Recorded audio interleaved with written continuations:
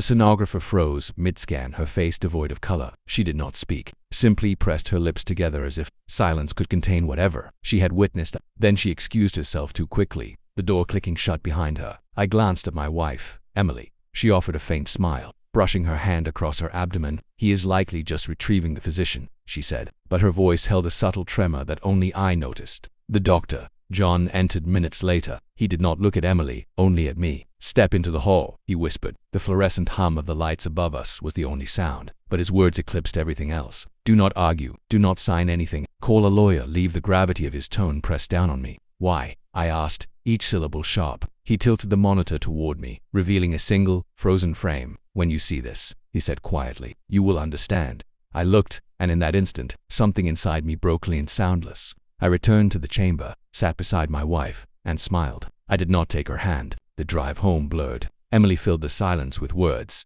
Complaints about the clinic, excuses about stress, vague promises of nursery colors and baby names. Her voice was practiced, mechanical. I barely heard her because the image on that monitor wasn't what she expected me to see. It wasn't what anyone would expect. The shape was too developed, too old. The timestamp embedded in the scan did not match the timeline she had given me. I did not ask. I did not accuse. I simply counted the days, the weeks, the mathematics she thought I would never perform. The pregnancy did not align with me, not even close, and the way her eyes flickered every time I caught her glance was confirmation enough. She already knew what I had seen. She was just waiting for me to ask, but I would not yet. I became a shadow in my own life, quiet and deliberate. While she slept, I scrolled through her phone, careful to return every application to the exact screen she had left it on. I copied numbers. I tracked call logs. Patterns emerged. Always late, always hidden under work excuses. I sent for a DNA test kit, not hers, mine. One hairbrush, one toothbrush, and eventually a trace sample from a shirt left crumpled on the floor.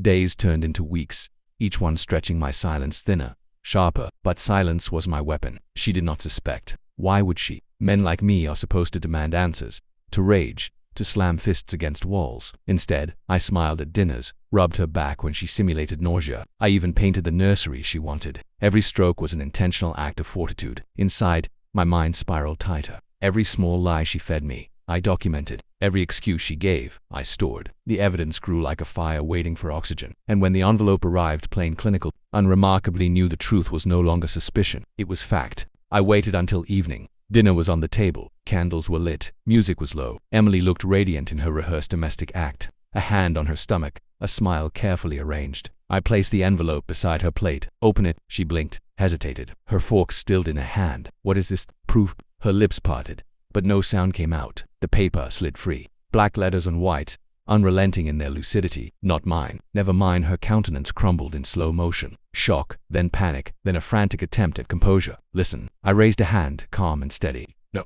She broke then, her voice trembling, her eyes glassy, excuses cascading like blood from a fissure. "It was a mistake. I didn't mean." "Please, I can explain." But I had already understood, and understanding is deadlier than anger. I stood, took the report, and slipped it back into the envelope. "You'll need this," I said flatly. "For court." Her breath caught. "Court. I spoke to a lawyer the day of the ultrasound. Papers are ready. Custody will not be a question." Her face twisted, desperation mixed with fury. "You can't just walk away." "I already did." I left the envelope on the table, but not the originals. Those were secured, copied, locked away. Her hands shook as she reached for me. "We can fix this."